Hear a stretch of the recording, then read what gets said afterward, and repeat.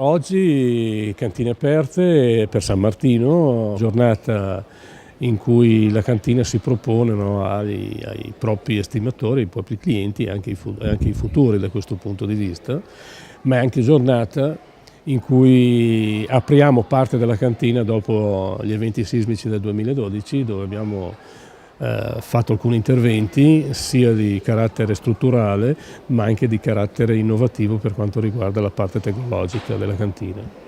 Dopo il sisma credo che la priorità sia stata quella di dire dobbiamo ricostruire le private abitazioni e le aziende, rimettere in piedi quanto prima le attività produttive affinché ci possa essere lavoro e si possa continuare a produrre ricchezza in un territorio. La cantina di Quistello in questi anni è diventata un punto di riferimento.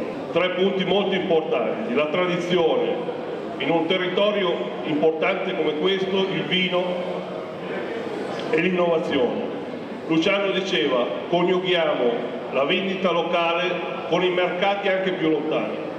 Noi oggi per vincere le sfide dobbiamo essere in grado di soddisfare il nostro mercato locale, perché è un mercato importante, ma dobbiamo sognare sogni che abbiano uno spazio nel futuro e nei mercati lontani.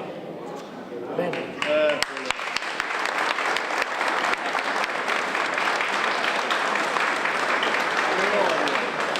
Questa struttura non ha mai chiuso ed oggi ha completato questi lavori ed ha anche potenziato e naturalmente innovato tutta una serie di processi interni di produzione, quindi credo che questo sia un grande messaggio, un produttore, una grande realtà cooperativa che è andata avanti ma nello stesso tempo ha saputo sfruttare un momento per innovare, oltre che ridare la possibilità ad una parte delle proprie strutture di essere produttive. Hanno naturalmente utilizzato diverse forme di finanziamento, da quelli per la ricostruzione al piano di sviluppo rurale a risorse proprie. Questo dà un po' anche il segno di come questo sistema di imprenditori, dal presidente a tutti i soci, credono e vogliono andare avanti fortemente senza perdere quote di mercato, ma anzi conquistandone su questo prodotto che è uno dei prodotti che fanno l'immagine delle produzioni mantovane.